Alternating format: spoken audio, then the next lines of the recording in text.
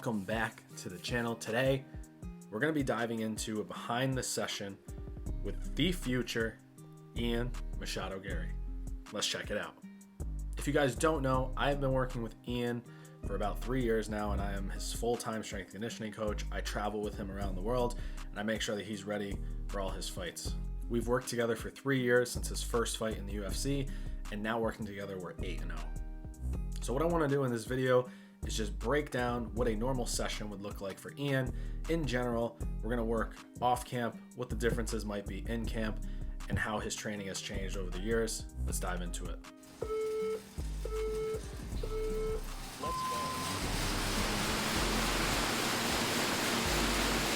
So being that I've worked with Ian for the past 3 years, we've been able to learn each other. I've been able to learn what suits him best and what works for me. And we've been able to really develop a program that sees him getting ready, feeling good, and performing his best when it comes on fight night. There's 3 things that Ian has always stressed to me that he wants to focus on, and that's endurance, speed, and health, right? The faster he can be, the better he can put his shots in, the longer that he can do the work that he needs to do, and staying healthy, because him and I both agreed that the best ability is availability always. So being healthy, being able to perform at his highest level for as long as possible, and being fast enough to implement the game plan has always been our goal and will continue to be our goal. When I build our camps or I build our sessions, I always keep these 3 things in mind. Make sure we're either moving fast or preparing to move fast. We're staying healthy with a good warm-up and good accessory movements, and overall we're making sure that we're moving in the right direction with endurance and making sure we're building our aerobic capacity each and every camp. One of the unique situations that I get with Ian that a lot of other coaches don't get is I'm with him year round. So no matter where we are, we're always in an opportunity to train, whether it's off camp, whether we have a fight coming up, whether we just had a fight. We usually take a little break after the fights, but one of the beautiful things is right after we take that break, we're right back into it about 3 weeks later, getting back into a full camp. And one of the things I stressed to him before we made this commitment to bring me on full time with him around the world is I think it can be so beneficial to have me around all the time to make sure that we can train no matter where we are. We can work on the strength, we can work on the mobility, we can work on the conditioning, and we can actually properly build out a year's progression into a fight camp and make sure that we're hitting all those pieces that we need to hit on a weekly, monthly, and yearly basis. But now that we've gotten the details out of the way, let's talk about what a session looks like for the future Ian Machado Garry. I, as a coach, always start with a warm-up. Now, the warm-up always differs from person to person. For someone like Ian, who's already a little hypermobile, one of the things that we want to focus on is stability and warming up the body to move fast, so priming the body to move fast. So the warm-up for me, like I said, it always looks different depending on the individual that's in front of me, but there's always a few key things that I like to see inside the warm-up that I repeat through everyone's warm-up.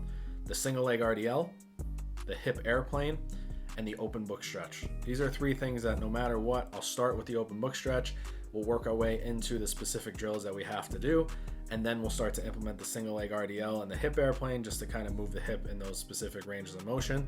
And then we start to implement a couple more things for the specific warm-ups. Next, as you can see here, we get into our low-level plyometrics. Now, low-level plyometrics are very crucial for someone like Ian who wants to move fast and continuously move fast throughout the year. Low-level plyometrics are going to be something that help us with tendon health and elasticity year-round. This is what allows us to make those quick transitions. And as you know, Ian has been a very active fighter and he's been a very healthy fighter. And part of the reason is making sure that we're doing the right things year round, and low-level plyometrics and maintaining that throughout the year is one of those things that helps us transition when we do need to make a switch over into camp so that we can start to move into these high-level plyometrics which come next. But make sure we're moving into these high-level plyometrics without any lag time or without any slowing down, and making sure that he can give those full efforts each and every session.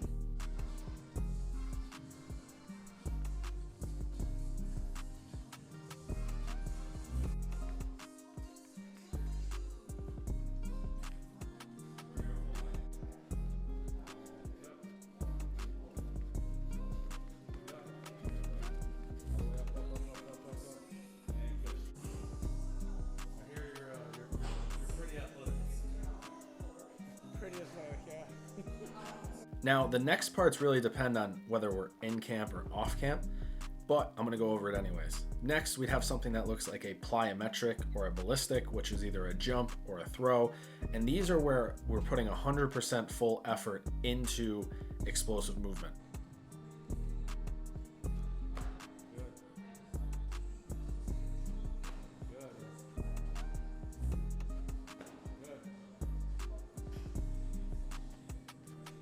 And this is going to look something like a broad jump or a double broad jump or a change of direction drill or deceleration, sprinting, something like that, where we're putting maximum effort into a plyometric or a ballistic. 4, 5, 4. Could be a hip toss with the ball, could be an overhead toss, whatever it might be. But the goal here is to move fast, prime the body, get the central nervous system firing, and do this at a very rapid rate. Good.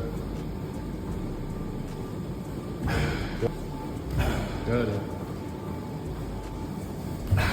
The plyometrics are important because this is where we start to operate at that very high twitch level and start to activate a lot of the muscles and the nervous system in the body that then helps us with the next part of the movement, which is either going to be a high speed movement or a high strength movement. Land. Good. Set. The most important thing with the next movement isn't so much that it's strength or speed, but that maximum effort and output is the number one goal. Something I'm very focused on as a strength conditioning coach is stimulus. Making sure that no matter what we're doing, we're achieving the stimulus. It doesn't really matter about the movement, for example, whether it's a squat, a rear foot elevated split squat, a lunge, whatever it is, as long as we're getting maximum effort inside the movement pattern. And that's what these next movements are for. Whether it's strength or speed, this really depends, like I said, on the spot and the camp we are in. If we're more towards the end in the last 4 weeks, this might look like a speed strength movement or a strength speed movement. But if we're off camp, this is going to look like a strength movement, something where we're fully maximizing strength, getting the body stronger, utilizing and recruiting these muscle tissues to make sure that we're delivering that adaptation to make sure we're staying healthy and moving along that strength continuum.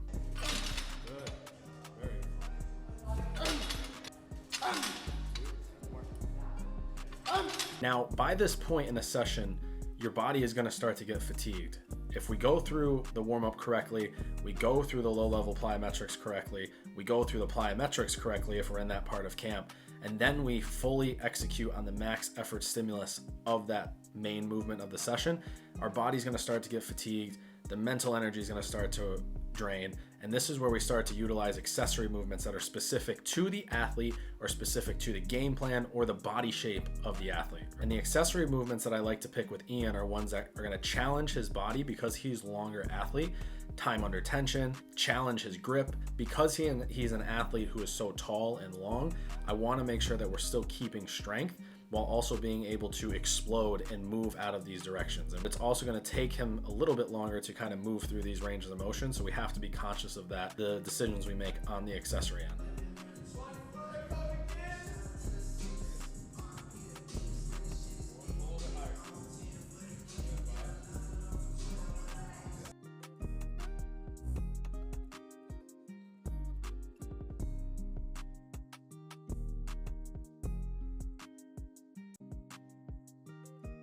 Along with that, aesthetics is a huge thing, so I like to throw in accessories that are going to support the athlete and building confidence in the way they look.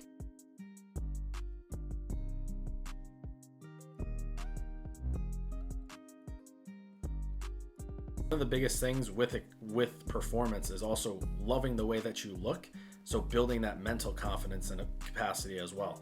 With someone like Ian, I always like to do an arm day, get a pump, make sure that when we leave the gym, we're feeling good and looking good. So mentally, we're always preparing ourselves to improve day in and day out. Probably the most important piece, and Ian's favorite piece, is the conditioning. The conditioning has always been something since day one that we've both hammered on and made sure that we're both on the same page about.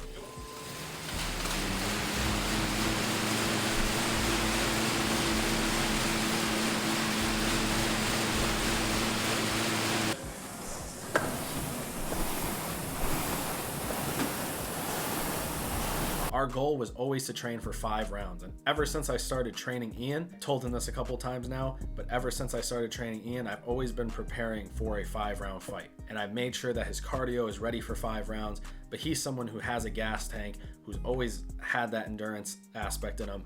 What I've been able to do is give him structure and help him maintain that and build upon it so that we can add these other aspects in. Now for Ian, what I like to do is keep things aerobic in nature, meaning I like to keep the base of what we do aerobic, repeatable, sustainable, focus on nasal breathing, long bouts of performance, something around the lines of 10 to 30 minutes, because overall in a camp, right, in a fight, we're going to be working for about 30 minutes. What I like to do is build capacity inside that 30 minutes to make sure our output is as high as possible at a sustainable pace. Now, this takes time, and one of the beautiful things I've had working with Ian for the last 3 years is being able to slowly, methodically progress this progression over time. Work with him consistently over the years, I've been able to slowly build in an actual progression that we followed to the point that now, as we start to get ready for 5-round fights, we make sure that we're there, we're healthy, because aerobic capacity should be the baseline of every athlete's program. Aerobic capacity helps us improve oxygen intake, improve our efficiency in utilizing that oxygen, and helps us overall in performing strength, capacity, anaerobic movements, and really just helps us build our baseline from a level where we start, obviously, to making sure that as we increase it, everything else increases with it.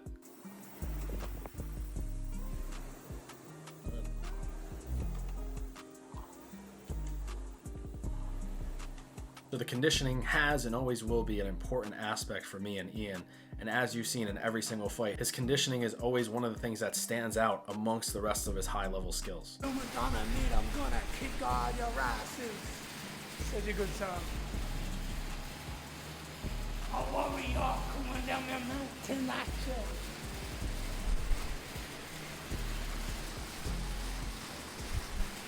Hit it!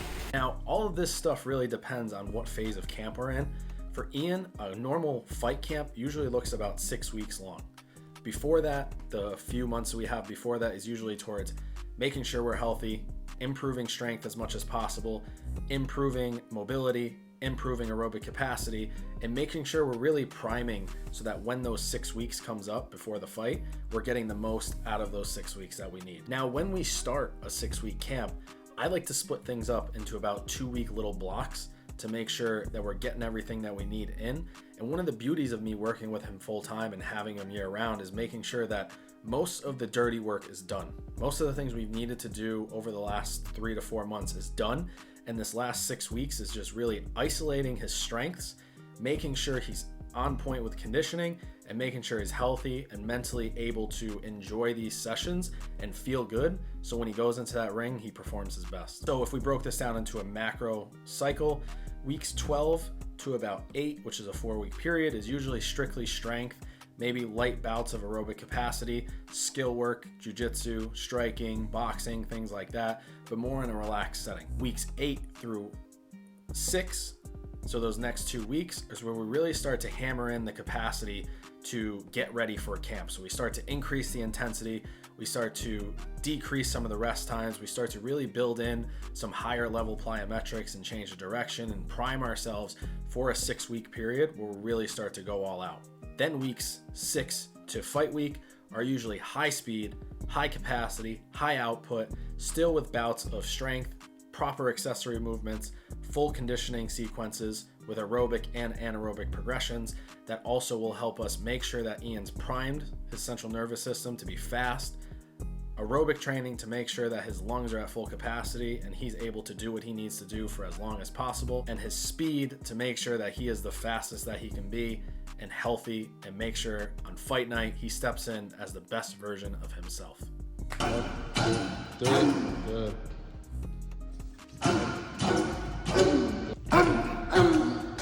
Good, last one.